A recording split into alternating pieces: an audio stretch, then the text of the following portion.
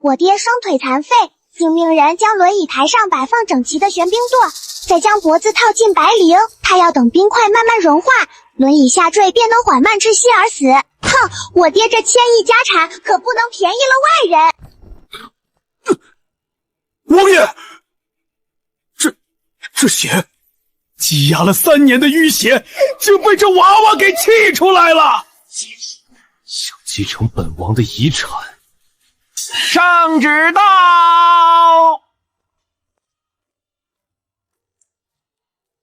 陛下急召安王进宫，这就是小郡主吧？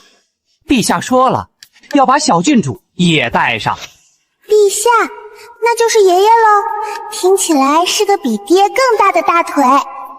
好，很好，进宫是吧？那就让皇帝好好看看他这个孙女是个什么德行。哇，就连这车帘上的流苏都是用珍珠串成的，我爹可真肥啊！看什么看？爹，我是怕这珍珠掉了，特意帮您看着呢。扔在这儿自生自灭吧。想甩掉我？没门儿！这可是进宫面圣、认证身份、锁定遗产继承权的关键时刻。爹，等等我！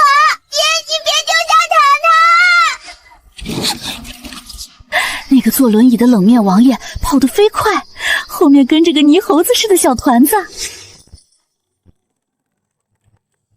3年了，自从那次大战断腿后，朕这个最骄傲的儿子就废了，一心求死，谁也不见。今天居然为了一个孩子进宫。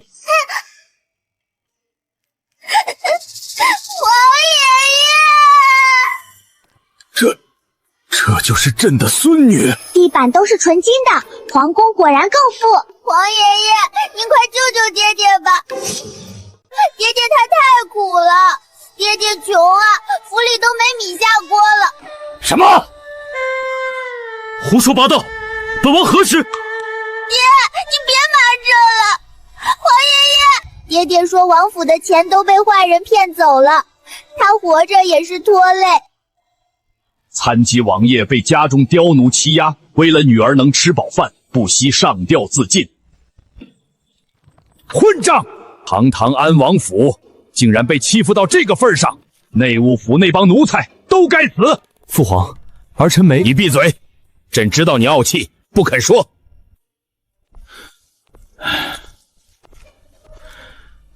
好孩子，苦了你了，这么小就知道心疼你爹。皇爷爷，糖糖不苦，只要爹有钱吃饭，糖糖吃土都行。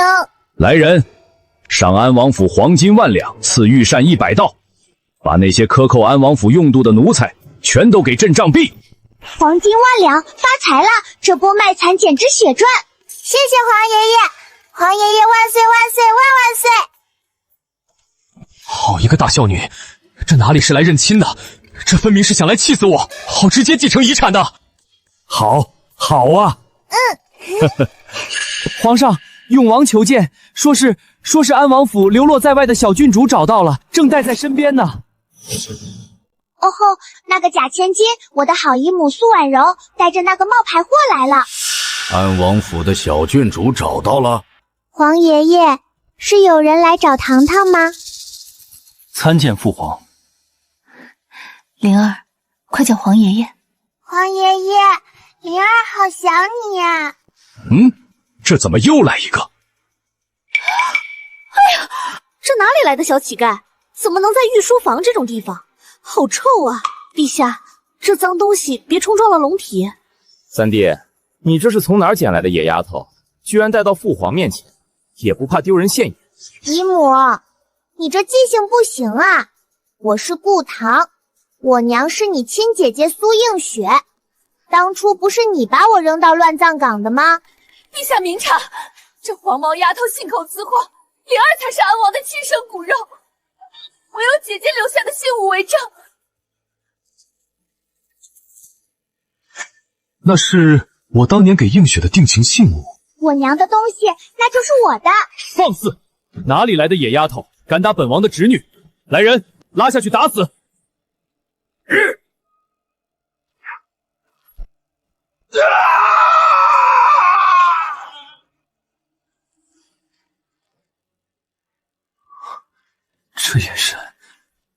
是那个杀得敌国胆寒的战神，他不是废了吗？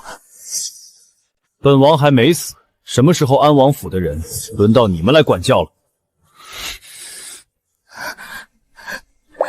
虽然他是个残废，虽然他脾气又臭又硬，但这会儿好像还挺帅的。还愣着干什么？那块玉佩也是你的遗产，不抢回来等着过年。好嘞，爹！快把我娘的东西还给我！爹说了，这是我的遗产，都是我的。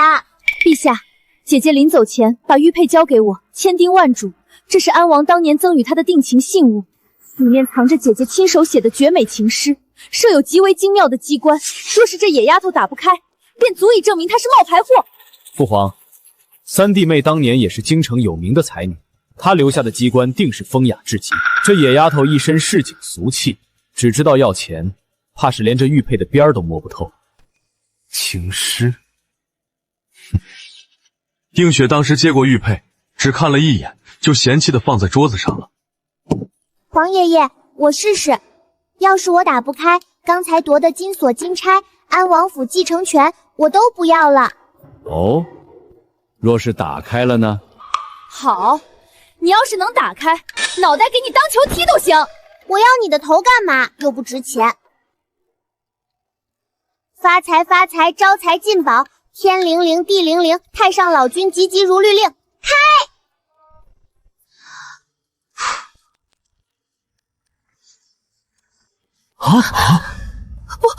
不可能，怎么是这种开法？怎么不可能？来来来，皇爷爷，请您过目，看看这绝美的情诗写得感人不感人？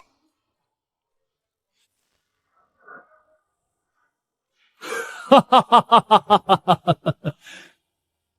墨渊呀，这确实是你的笔记吧？欠条，顾墨渊欠苏映雪黄金1万两。哈哈哈哈哈哈！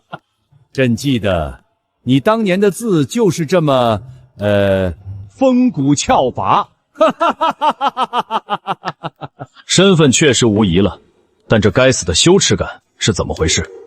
爹，证据确凿，白纸黑字，你欠我娘1万两黄金。如今娘不在了，按照大钱律，我就是第1顺位继承人。父债子偿，不对，是父债女偿。爹，这都过去4年了，利滚利的，怎么也得2万两了吧？您是付现金还是打欠条？那纸条上的日期，正是姐姐失踪前夕。来人，把这2个欺君罔上、混淆皇室血脉的蠢货查出去！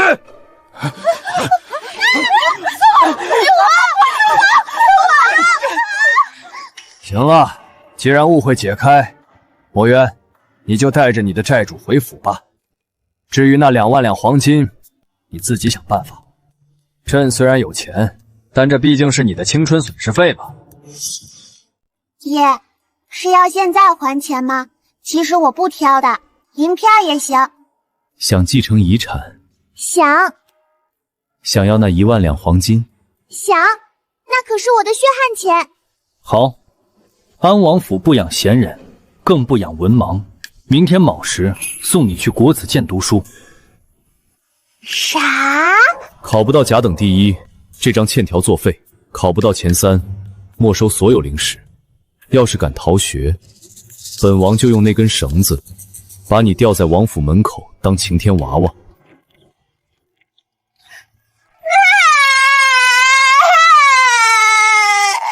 爹，我觉得还可以再商量一下，爹。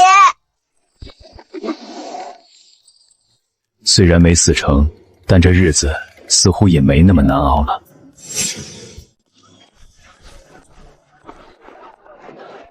爹，御膳呢？皇爷爷不是赏了100道菜吗？怎么连个响都没有？御膳房送来至少要1个时辰。至于府里的厨房，连老鼠都饿死了。你想吃空气吗？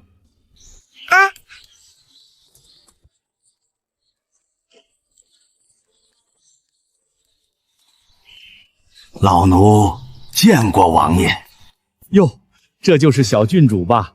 刚才听门房说了，小郡主想用膳。哎，王爷明鉴啊，非是老奴不尽力。这几个月，王爷治腿的花销如流水，府上早就空了。别说府膳，就是这晚上的糙米粥，还得去隔壁借米呢。借米？管家伯伯，你这肚子圆的能塞下个西瓜，也是喝粥喝出来的？郡主这是什么话？老奴这是为王府操劳过度，浮肿。既然郡主不信，来人！这是王府近3年的开支明细，小郡主若是觉得老奴贪墨，尽管查。若能查出1两银子的余钱，老奴把脑袋拧下来，给你当凳子坐。这账本做的滴水不漏，连户部的老会计来了都得挠头，更别说这字都不识几个的小娃娃了。倒要看看这视财如命的小丫头，面对这如山的假账，是哭是闹。爹，这人是不是傻？我才3岁，让我看账本，这不是虐待儿童吗？我不看。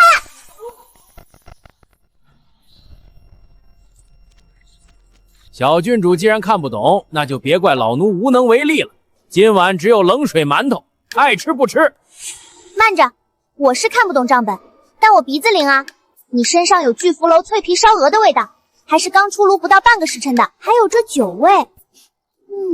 10年陈的女儿红掺了点桂花蜜，只有城南醉仙阁才这么卖，5两银子一壶呢。这野丫头属狗的吗？你说王府没钱买米，你自己却吃香喝辣，这说明什么？几位叔叔，皇爷爷说了，这王府是我的遗产，现在有人偷我的钱，那是欺君之罪吧？郡主此言当真？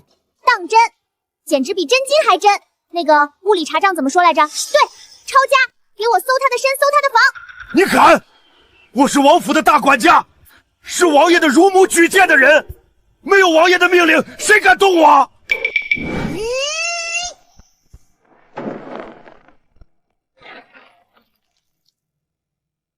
手！出了事儿我担着，我就不信了，在这个家里还有比我这个债主更大的。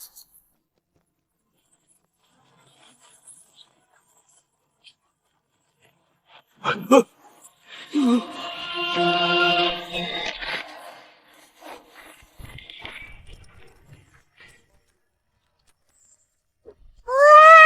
好多宝贝呀！哇，这玉佩比我爹那块还好。冤枉啊！那是老奴的提己钱。王爷救命啊！大钱户部1000两的银票竟然有2张，这老管家的房间里肯定有更多宝贝。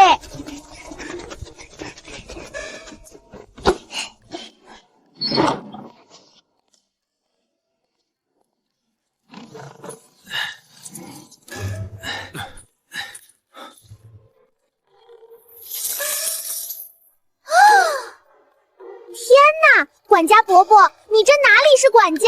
你这是把整个王府都搬到你房里来了的吧？你这日子过得可比我爹体面多了。搬出去，全都搬出去！箱子呢？快拿箱子来！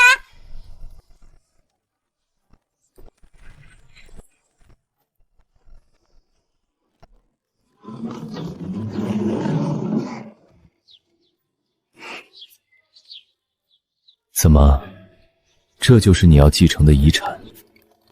见者有份儿嘛，爹，拿着，这是赃款。这小娃娃还挺能干。不对，这是精神损失费。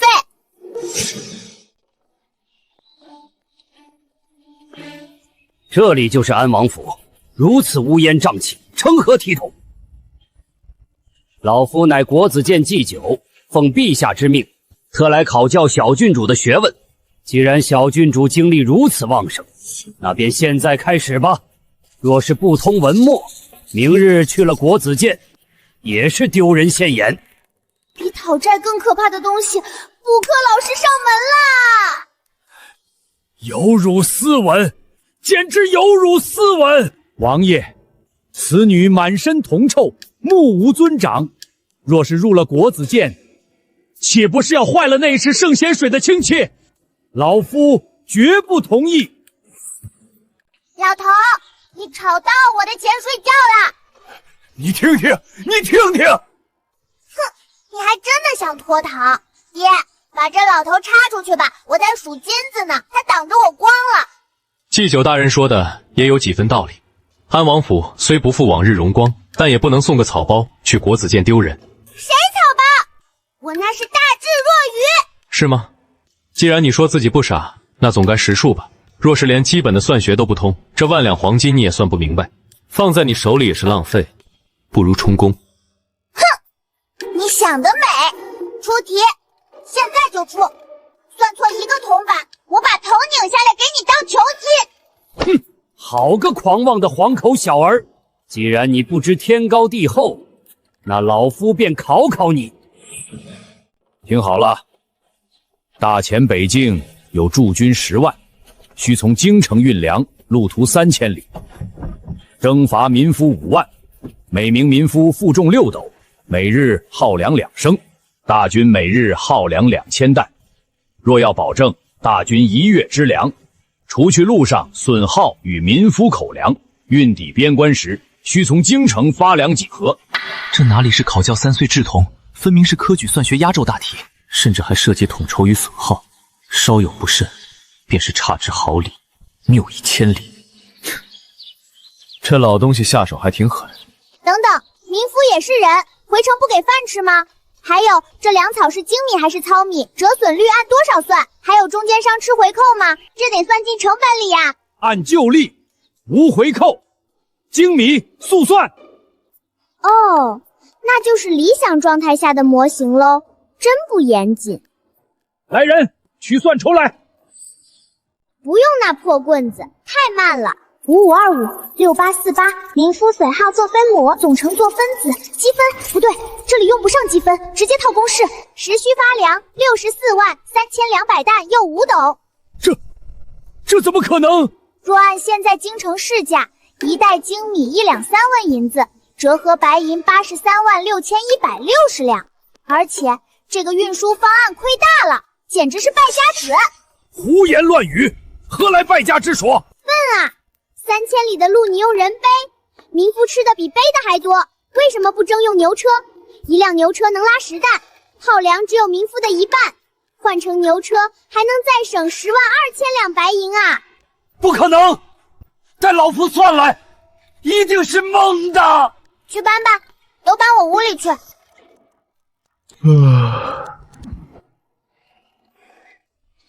643200担又5斗，丝毫不差，连那个零头都对上了。怎么可能？心算时息，这简直是妖孽！老头，你这也太慢了吧！要是等你算出来，前线的战士早就饿成肉干了。就你这业务能力，怎么帮我皇爷爷管国子监？要是国库让你管，岂不是年年亏空？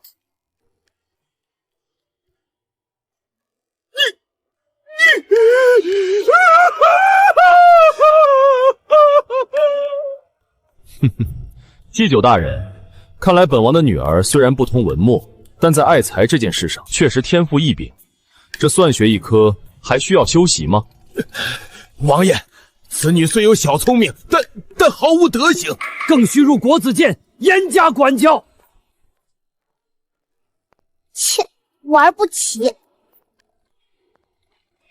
爹，怎么样？没给你丢人吧？那万两黄金是不是可以归我啦？贪财、聪明，还不要脸，还真是像极了那个人。不错。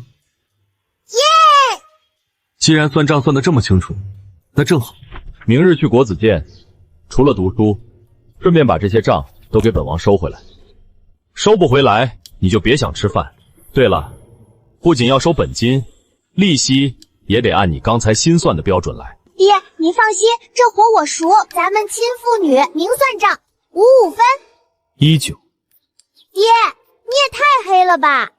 那是本王的本金。哼，那是我凭本事要回来的。顾小棠，这可不是小数字。皇长孙萧启借银3000两。28。46。成交。明天开始京城那些纨绔子弟要倒大霉了。读书不存在的，我是来上班的。那是谁家的？安王府的吧？你看呐，破马车，那个3岁的野丫头，安王疯了吧？送她来国子监。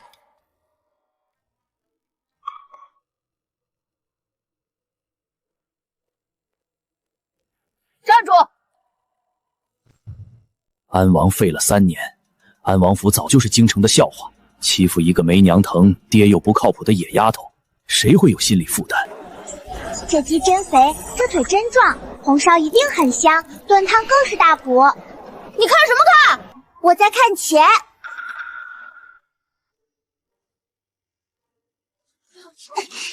喂，你干什么？萧琪，你还有脸玩鸡？啊，这野丫头怎么这么大胆子？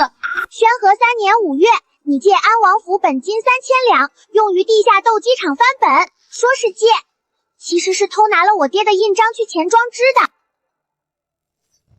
那时候我爹刚断腿，躺在床上动弹不得，你就去偷他的印章，这笔账你逾期2年了。什么？3000两？那时候安王不是刚受重伤吗？你胡说八道！本王堂堂皇长孙，会缺那3000两银子？证据呢？没证据就是诋毁皇族。要证据是吧？9出13归，年复1年，加上逾期罚金、通货膨胀费、精神损失费、跑腿费以及我现在的误工费，一共是18432两银子。抹个零头，给18500两就行。抹零头是往上抹的吗？你这是超高贷，大钱律法不认。超高贷，这可是昨晚孔方正、孔继久亲自换算的算法，我爹盖了章，皇爷爷都知道这本账的存在。你要是不服，现在就把孔继久叫出来，咱们当面对质。听说昨天这野丫头在御书房把皇爷爷哄得团团转，万一是真的，要是让父王知道自己2年前干的混账事，非打断我的腿不可。我现在没带那么多钱，改天还你。这是承认了。我爹说了，概不说账，没钱还债，那就肉偿吧。好。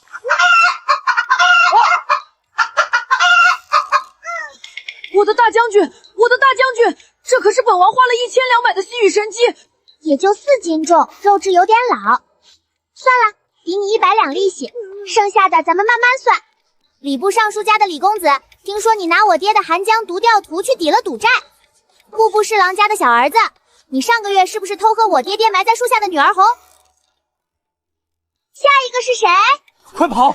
这沙丘在点名。这哪是郡主啊？这是阎王爷派来的讨债鬼吧？我的大将军，我的面子全没了。哼，一群穷汉。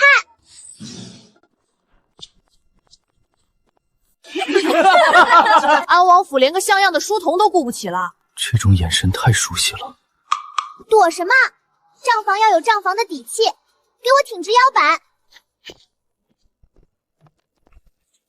安静！孔继久特意交代过，绝不能让这满身铜臭的野丫头在国子监好过。顾堂，老夫且考考你的底子。盐铁论开篇，即言国之重利，你将论却言之法这一段背诵一遍，若错一字，戒尺10下，背不出便滚去院中罚站1整日。盐铁论那玩意儿晦涩难懂，别说一个3岁的女童，就是在座的这些10岁少年，能通顺读下来的也没几个，这摆明了是往死里刁难。夫子，这杂役手脚不干净。皇长孙殿下清早刚丢了价值1000金的金甲大将军，转眼就落到了他手里，国子监岂能容忍盗贼？知道斗鸡是怎么来的，这是那丫头讲的。但此刻所有的脏水和杀意都泼向了我，我这种身如草芥的杂役，权贵们想碾死，连个理由都不需要。更何况现在人赃俱获，只要打不死，就还能……盐铁论是吧？不就是算国库的进项吗？背多没意思，我给你算算账。荒谬！经典岂是算？大钱盐铁官营，沿海主盐，1斤盐的本陈是3文，卖给百姓1斤20文，利润6倍，但这叫赚吗？不，沿途州县设卡36处，层层盘剥，过路费抽走30%，运抵京城，仓储漂没又报损2%，20文的盐，国库只能收进4文。这盐铁论写的不是治国，写的是大钱这帮蛀虫的贪墨明序表。这怎么可能？他报出的折损率和过路费关卡数，竟然与户部上个月呈递内阁的密折分毫不差。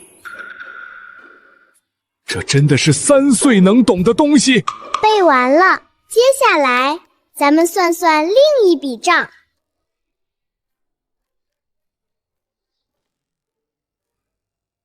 赵德柱，户部侍郎赵光宗第3子。宣和4年9月，你在长乐坊赌钱输红了眼，找我安王府借了本金5000两。你胡说什么？还不承认？按照当初立下的契书，9出13归，逾期2年不还，连本带利。你现在欠我安王府8360两白银。他每天经手的流水能买100只鸡，那鸡白送他炖汤，他都嫌塞牙缝。赵德柱，你忘了你欠的欠款了吗？8000多两的巨款，要是被我爹知道，非扒了我的皮不可。王府的印章白纸黑字盖在账本上，那是赖不掉的铁证。郡主饶命，那钱我还，别告诉我爹。堂堂户部侍郎之子，被一个3岁女娃用一张账单逼得当众下跪。安王府那账本是个什么邪物？算盘一响就让人跪了。那是我13年的人生里从未见过的风景，把我从烂泥地里拉了出来，并在我身上贴了一个安王府私有财产闲人免动的标签。我是账房。简直放肆！顾堂，你敢在国子监逼迫同窗下跪，此等行径与市井泼皮何异？你不是自诩算账厉害吗？孔季就有令，半月之后便是国子监月考。你既然入了国子监，就必须下场。你若不能在算学和策论上堂堂正正赢过灵儿郡主，你就给老夫滚出国子监，并且交出你手里的那本妖账，从此不得踏入长街半步。顾灵儿可是自幼请大儒启蒙的才女，顾堂一个刚会数数的3岁孩童，怎么可能赢？这摆明了是要借此机会彻底废了安王府的翻盘资本。真的假的？这谁知道啊？沈不凡，我们发财了！哥，这月考代考的生意你接不接？赢了，全京城的欠款，我的抽水就算你半成。代考？他找个杂役代考？我看这安王府是真穷疯了，病急乱投医，荒唐！滑天下之大稽，国子监月考乃是朝廷选拔栋梁的基石，你一个大字不识的下贱杂役，也敢妄图染指考卷，这是把孔圣人的脸面踩在泥里践踏。把那幅漕运折损核算图挂出来，老夫今日就要让这不知天高地厚的丫头看看什么是学问。是。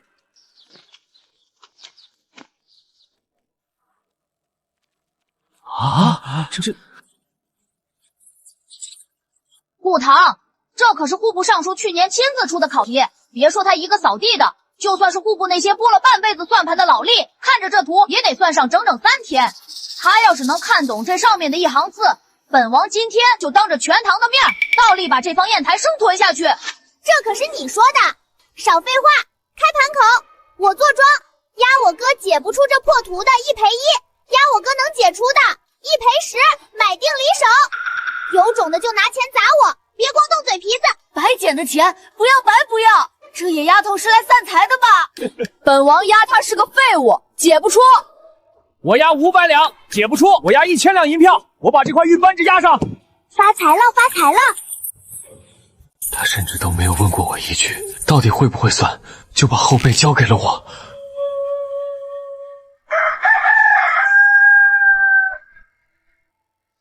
哼，装模作样。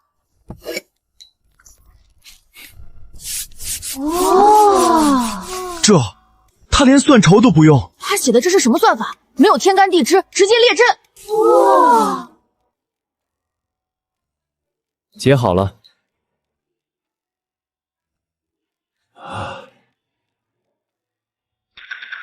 不对，这图上的题出错了。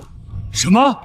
图卷第3行引用9章算术商工篇推算粮仓体积，但出题人显然连最基础的方窖与原屯的容量公式都弄混了，将方窖公式套用在原底粮仓上，导致漕运折损的基数硬生生少算了整整2成，连题目都错漏百出，也配拿出来考教学问？这就是你们所谓的脸面？真的写错了！户部尚书亲自出的题，居然连基础公式都套错了！啊！哥哥威武，天神下凡，财神爷附体。承让，多谢各位老板打赏。这大清早的，诸位不仅来听课，还顺带扶贫，真是大善人啊！我的玉佩，我这个月的月银全没了。堂兄，图解出来了，你是打算红烧这方砚台，还是清蒸啊？你敢逼本王？怎么输不起？你一个杂役，也敢用胡编乱造的算术蒙骗本王！来人，将其拿下！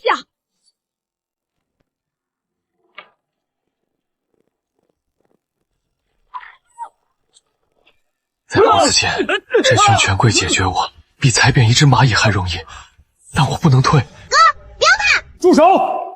狂妄小儿，胡乱涂鸦，竟敢妄言户部尚书的题卷有错！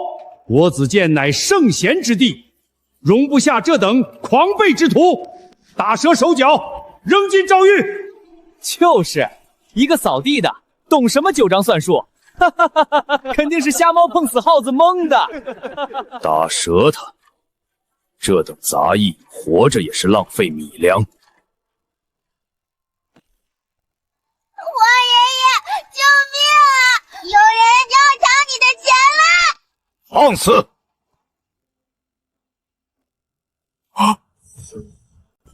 拜见吾皇万岁！陛下怎么会微服出巡？怎么偏偏在这个时候？皇爷爷，他们赖账不还钱，还骂我是要饭的，不仅说我姓沈的账房先生是贼，还要把他打死。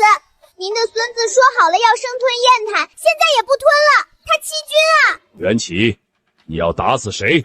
皇爷爷明鉴，是这，不是小君主，是他伙同一个杂役作弊，辱骂夫子，污蔑朝廷命官出的考卷，孙儿只是维护国子监清誉。精妙绝伦，旷世奇才，孔继久，你好大的胆子！如此浅显的算法谬误，旁人一眼便能识破，你却浑然不觉。户部重臣耗时整日，竟不如一位布衣用心，尔等实在失职。愿赌服输，既然输了，那方砚台你便亲自舔舐干净。舔！啊！你们竟敢！拿着，刚才说好的，分你半成。从今往后，我的命便是他的。不对，这等常用的仓储折损公式，就算是户部刚入职的书吏也不会弄错。臣不知，30个老吏齐算，不可能看不出这个错漏。这绝非算错。将原屯按方窖计算基数，便凭空多出2成，这是借损耗之名私吞北境大军的军饷粮草。皇爷爷，既然我哥帮您查出了这么大的贪腐案，挽回了上百万两的损失，这追回的赃款，您看能不能按10%给我结一下反贪奖金？哈哈哈哈！反贪奖金，朕的国库都被这群蛀虫搬空了，你还敢来薅朕的羊毛？想要钱，自己去抄，持朕金牌令箭，龙骧卫任你调遣，给朕把户部查个底朝天，查出来的赃款，朕分你1成。一群毛头小子也想跟老夫斗，我早就把家产转移干净了。好个黄毛丫头，拿着鸡毛当令箭！你要抄家，好啊！老夫今日便撞死在这石柱上，看天下读书人如何口诛北伐你那个残废爹！老头儿，演过头了。哥，别管那些了，请你帮这位大人好好算一算，这尚书府的耗费明细。大前正一品官员岁俸10080两，赵大人入朝30载，不吃不喝合计30万2千两银子。正堂立柱外是普通漆料，内里实为珍稀金丝楠木，一根市价2万5千两。此处共有12根，共计30万两。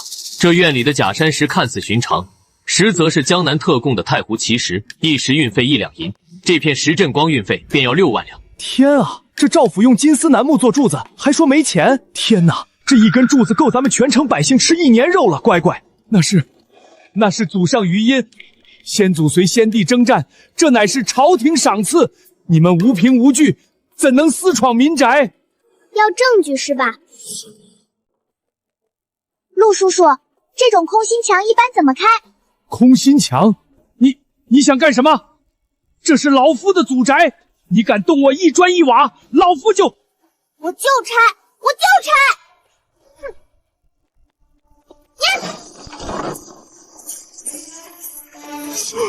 发财了！心理素质真差。陆叔叔还愣着干嘛？拿秤，拿箱子！快去！快把我的奖金装起来！贪官死有余辜，抄得好！安王府小郡主是活阎王！哇，这么沉，一定是压箱底的大宝石。别动！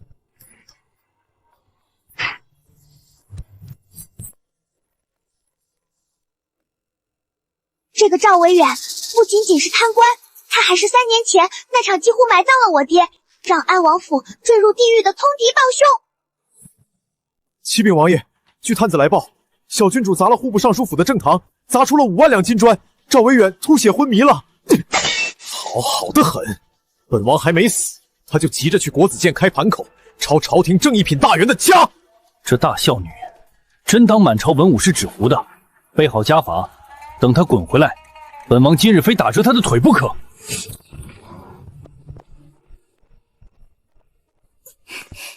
爹，我把你将家产输给永王的欠条找着了，把你剩下的私房钱过一下户，晚了就来不及了。小郡主疯了，王爷本就在气头上，他不仅不知错，还敢当面咒王爷破产死绝，这简直是在阎王爷的生死簿上跳舞！混账东西，本王今天非抽你不可！跪下！少吓唬人。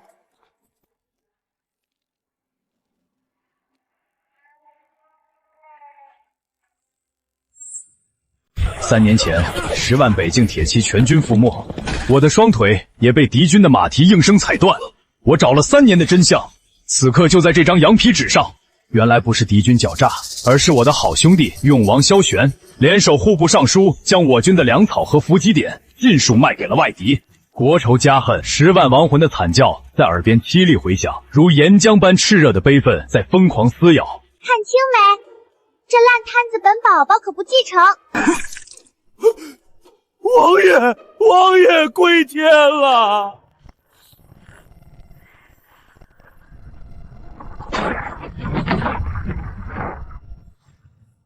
困扰王爷整整3年，连太医院院主都束手无策的经脉死结，竟被小郡主气出的这口郁结毒血，连带着破防的绝顶怒气，硬生生冲开了。哇哦，爹，你诈尸了！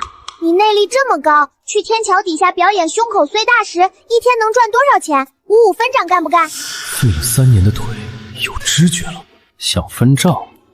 哼，好，本王就先用仇人的血给你筑一座金山。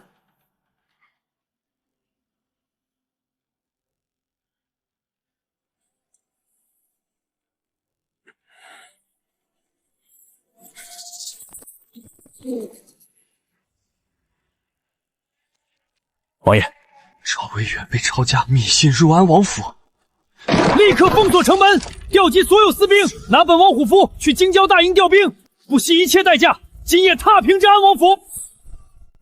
这绝不可能！杀了他，给本王乱刀砍死他！哼！本王站起来了，就是为了给我女儿筑金山的，你算什么东西？这强势的威压，这熟悉的杀气，安王战场杀敌的英勇模样再次出现了。我们的战神回来了！末将参见战神！末将参见战神！参见战神！大势已去。各位叔伯，造反未遂也是重罪哦，免死金牌摸一次1万两。看在我爹的面子上打个8折，支持地契抵押和分期付款哦，手快有手慢无啊！前面那位小胡子叔叔，我看你印堂发黑，必须摸2下转运。这是刚才那个差点被射成筛子的小郡主，他怎么在卖免死金牌？我跪在这里，是认主归宗，还是来逛庙会的？武堂，给本王滚回来！王爷且慢，末将今夜接到兵部调令前，在城郊截获此物。这是苏映雪当年失踪时贴身佩戴的玉镯。此事宴期前交代，若王爷站不起来，3日后便让您去断肠崖给王妃收尸。娘还活着？这4个字像一道惊雷，瞬间点燃了顾墨渊压抑3年的滔天怒火。他周身散发出冰冷的杀气，几乎要将整个王府冻结。传我将令，调集龙香卫，随本王。爹，您先等一下，救娘亲可是个大项目，风险高，投入大，得另外算钱。咱们得先拟个合同，把预算和我的项目奖金都写清楚。我的怒火被这荒唐的言论噎得一滞，随即却笑了。看着眼前这个满脑子都是生意经的女儿，心中涌起一股暖流。我明白了，这孩子是在用他独有的方式提醒自己，不可鲁莽行事。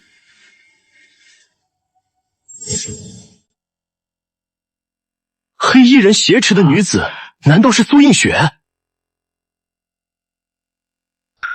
本以为顾墨渊会带兵强攻，没想到来的竟是这个视财如命的黄毛丫头。钱都在这儿了，放开我娘！别急呀，我得先验验货。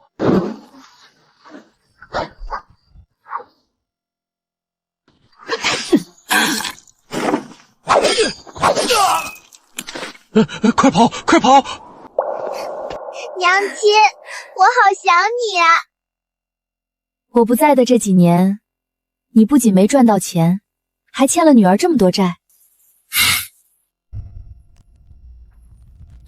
上面罗列的一系列款项，这都是我应得的。